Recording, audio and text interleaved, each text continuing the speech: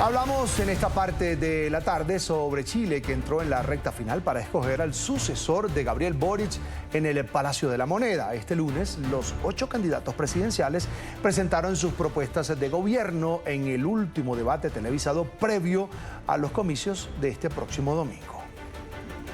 Quiero hacer aquí mi compromiso de gobernabilidad para el futuro, que cada familia pueda llegar a fin de mes y viva en un barrio más seguro. Es la candidata de la coalición oficialista chilena en su intervención en el último debate presidencial. Según las encuestas, tiene su paso asegurado para el balotaje, pero la última palabra la tendrán en las urnas el próximo domingo. Junto con ella, 7 candidatos más aspiran a llegar al cargo más importante de Chile. José Antonio Kast, quien representa el relevo del sector más conservador de Chile, tiene 59 años y es abogado de profesión. También suena como un posible vencedor.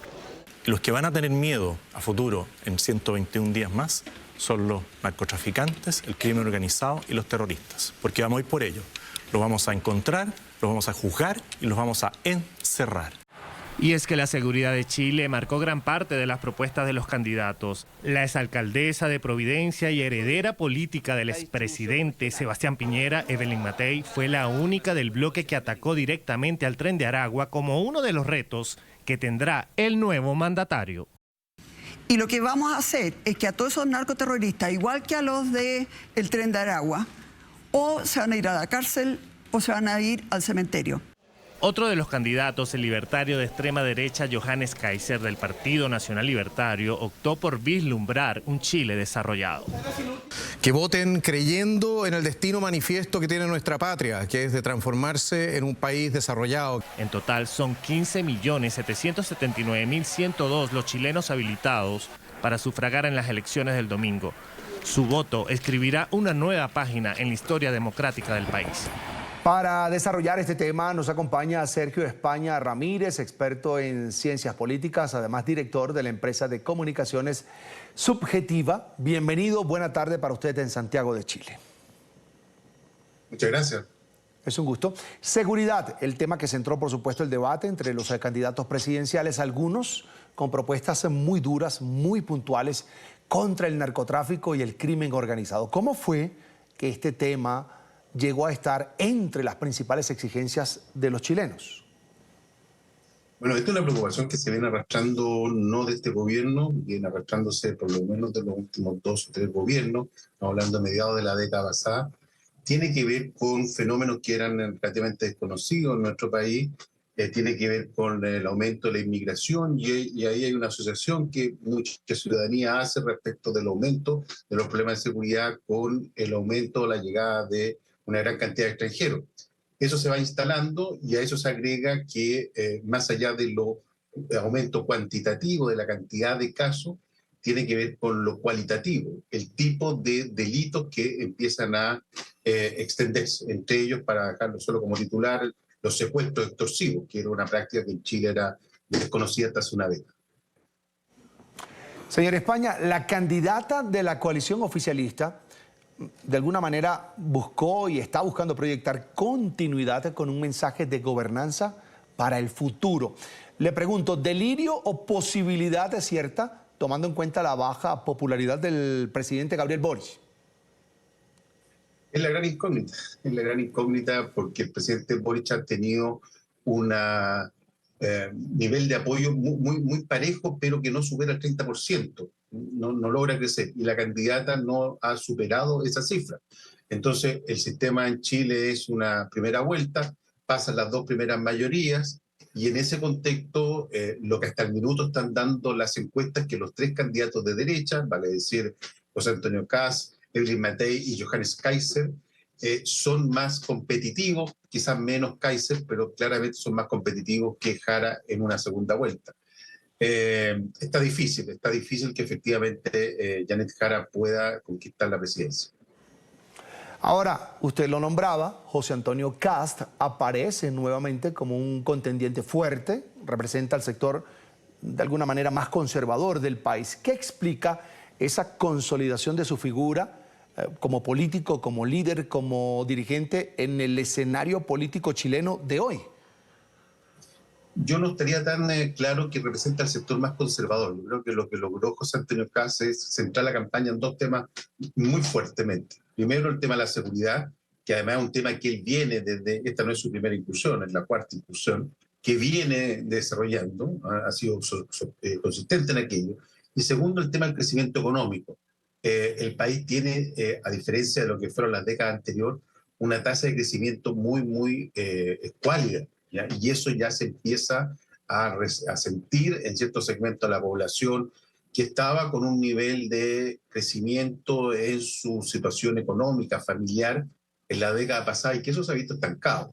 Entonces, lo que logra Kast es centrar toda la campaña e incluso dejar de lado su agenda valórica, donde efectivamente sus postulados son muy conservadores. Él logra que eso, creo que es la experiencia, el aprendizaje que él tiene de la elección anterior, donde claramente uno de los problemas que tenía con su crecimiento electoral era el énfasis que ponían los temas como aborto, como derechos de reproducción, etcétera, etcétera. Hoy eso, él lisa y llanamente lo saca de su discurso y centra toda su apuesta en enfrentar el tema de la seguridad, lo cual es extremadamente complejo, y dentro de eso el tema de la inmigración, y tercer lugar el tema del crecimiento económico con un fuerte recorte del gasto público. Ahora, con 8 candidatos en carrera, el escenario apunta, después de este fin de semana, a un inevitable balotaje. No sé si usted no lo ve así, me corrige o me da su opinión. ¿Qué configuraciones ve más probables y cómo podría redefinirse ese mapa político de Chile tras la primera vuelta si es que esto se da así? No, de todas maneras, absolutamente seguro que va a haber una segunda vuelta, eso está fuera de discusión.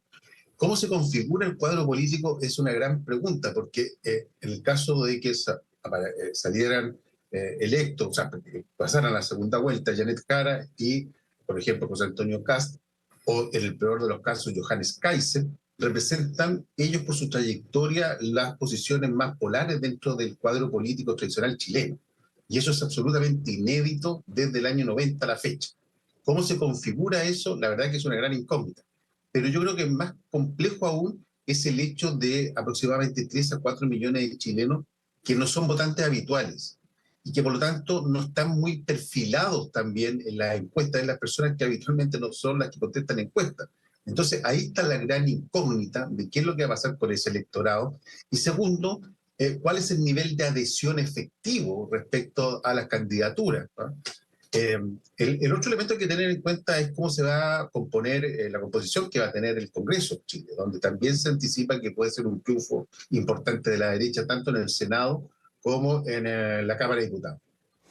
Ahora, independientemente de quien gane, el próximo presidente de Chile, o presidente, bueno, presidente, sería mujer u hombre, enfrentará un país con demandas sociales, inseguridad, tensiones económicas. ¿Cuáles serán esos principales desafíos de gobernabilidad, de cohesión social para ese próximo gobierno, para ese próximo mandato presidencial?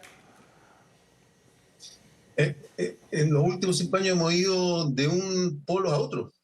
El año 2019 tuvimos un estallido social fuertísimo, hubo una movilización ciudadana muy grande, una serie de disturbios, y eso tenía un componente de demanda en torno a temas clave en Chile. Uno, el tema de la educación; dos, el acceso a la salud; tres, el tema previsional.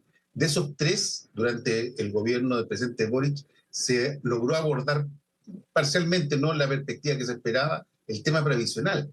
Pero está el tema de la educación, de la salud, que no es de acceso universal en cuanto a calidad, y por lo tanto ahí puede haber también una fuerte demanda.